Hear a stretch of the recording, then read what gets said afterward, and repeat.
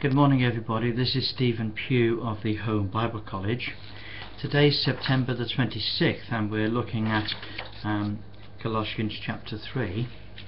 Now the first part of the chapter dealt with exhortations of a general nature, but from verse 18 onwards we have exhortations of a specific nature. Paul has already said how that we are, if we're risen with Christ, we are to seek those things which are above, where Christ is seated at the right hand of God. How that we are to be, we're to set our affection on things above and not on things on the earth.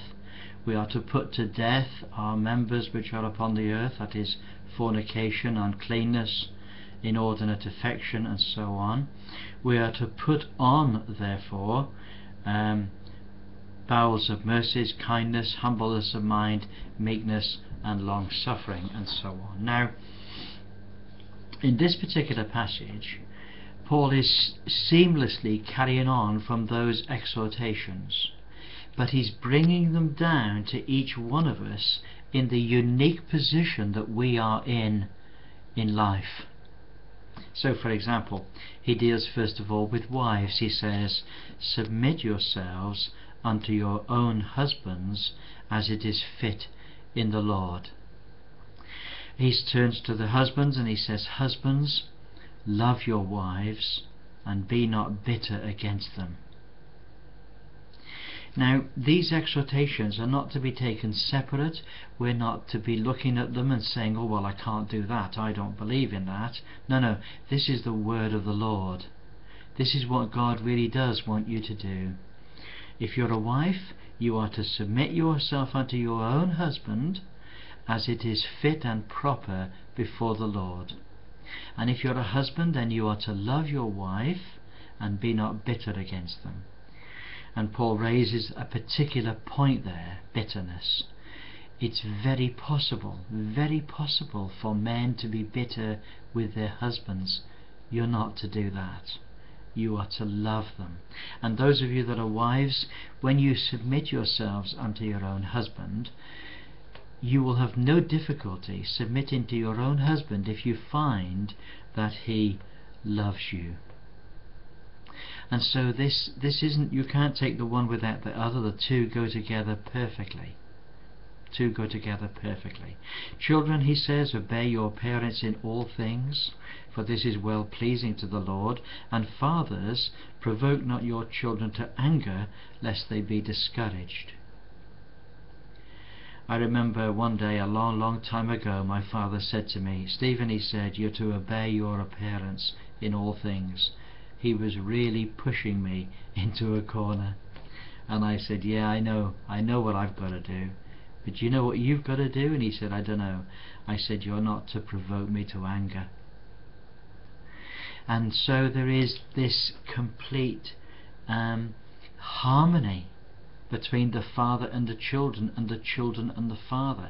Children will obey as long as they're not pushed too far into anger. Servants, he says, you are to obey in all things your masters according to the flesh. There's no substitute for this. There's no way that you can go against this. You are to obey your masters in all things. So we don't have slavery today like they had in those days. But let me say something. This can be applied to anybody that's an employee. If you're an employee of somebody, if you work for somebody, then you are to obey them in all things. You are to obey them in all things according to the flesh, not with eye service as men pleasers. Now, these two expressions mean that you do not work just because your boss sees you, and you don't work only when your boss is around. And you don't work just to please him. Just to please him. You're not to be one that sucks up. You're not to be one that is a creep. You're not to be one that is the blue-eyed boy. All these expressions, we all know what they mean. No. He says, in singleness of heart, fearing God. When there is a real genuine respect for God, then there is also a real respect for your master, for the one that is your boss, for the one that is your employer. And he says, whatever you do, now this is now referring to everybody, whatever you do, do it heartily as to the Lord and not unto men. Now, he's not saying that we should ignore men. He's not saying that we should ignore men and have no regard for them at all. No, that's the complete opposite of what he's saying. What he's saying is that we should do it unto men as if we are doing it unto the Lord. In fact, when we serve our master, we find that we are serving the Lord. Now that puts upon our employment a very high standard. When you go to work and your boss says, can you do such and such a thing, and you hear, certainly I can. That is a service for God. It's a service for God. And those people will praise God.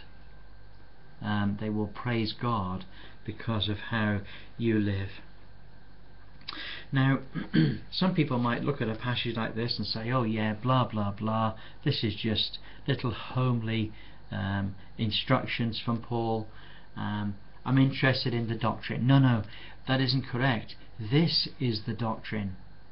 You see, the earlier part, the teaching that Paul had given in this letter, it all culminates in this passage. It all leads up to this passage. The Christian life isn't about theory, it isn't about knowledge, and I don't care 1 minute for the theology of a man if he has no grace in his heart for the Lord, and he has no grace toward his fellow men. Then there's nothing in it. And there are lots of people in this world full of head knowledge. They know this and they know that. They know all the theology. They know their Hebrew and their Greek. They know all of the theories of theology. But the home life is in a mess. And the children don't obey. And the fathers are bullish with the children. And the wife hates him or her. You know, this is not how it is. Real Christianity is not just about what you know, it's what you do. It's about what's applied, and it's about godly living. So let's not run away with the idea that because we're learning stuff in the home Bible college that everything's fine. No, it has to be applied in our lives. There must not only be godly thinking, there must be godly living. And that's why each one of us needs to go home and get on our knees and say to the Lord, Lord, how do you want me to live? How do you want me to manifest Christ in my family and in my marriage and in my work? That is what the Home Bible College is all about. Well, God bless you. It's lovely to talk to you, and I look forward to speaking to you tomorrow. Bye for now.